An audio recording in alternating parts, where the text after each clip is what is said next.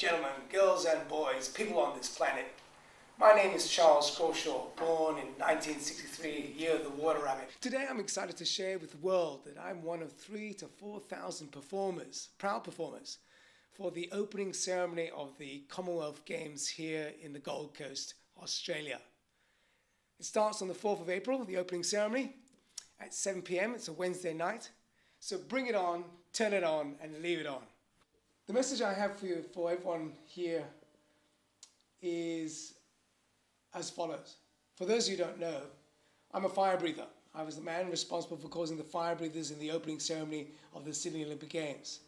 It was all part of the Ceasefire Project, the causing of world peace through the use of fire.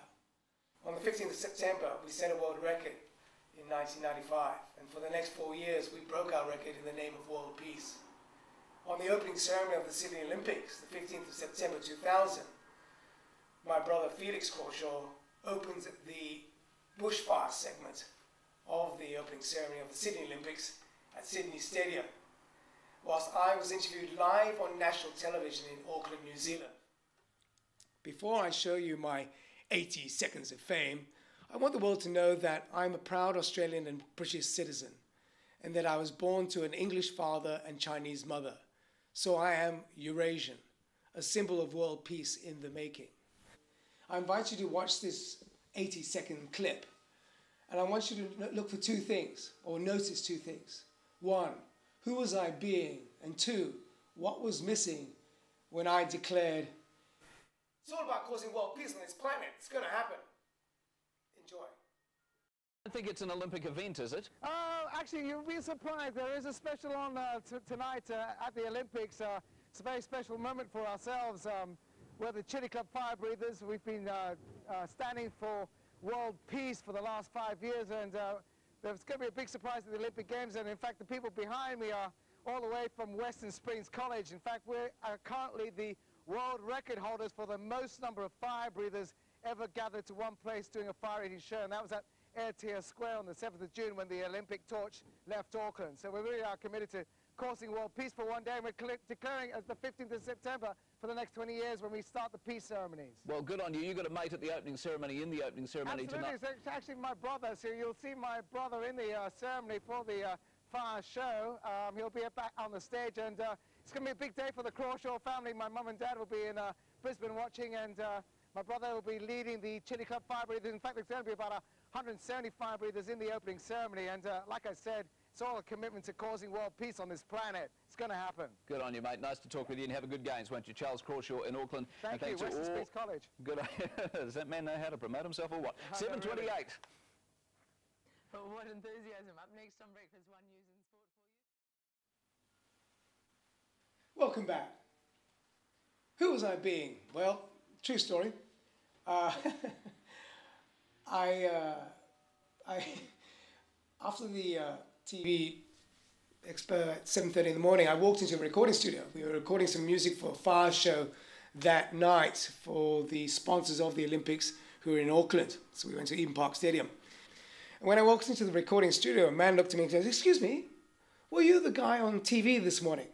And I hadn't changed. And I said, yes. In fact, I was.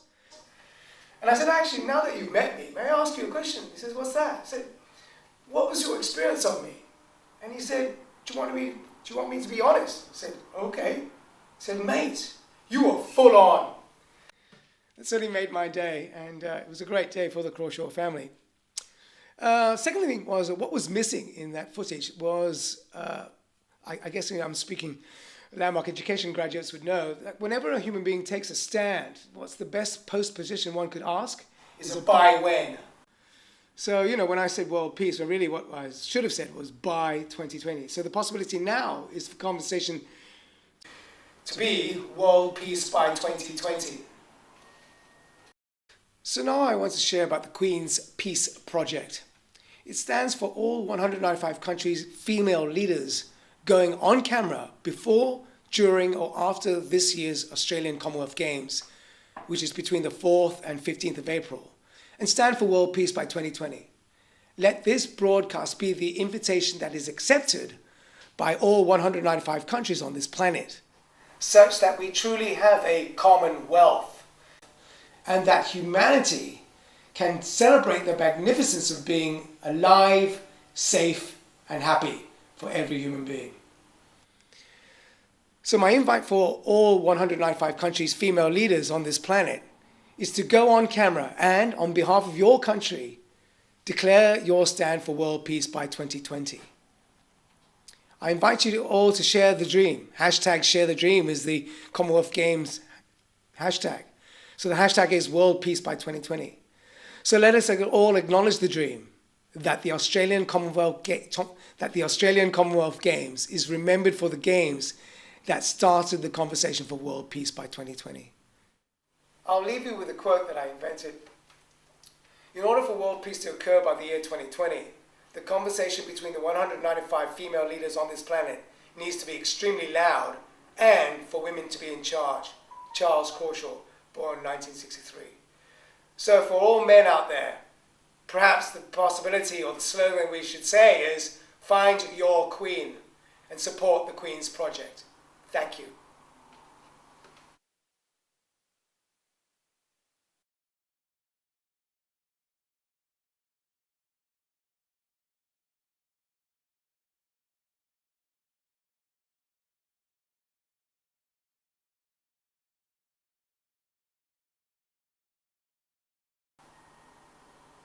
So a few people have asked me why I'm standing or so passionate about world peace by 2020.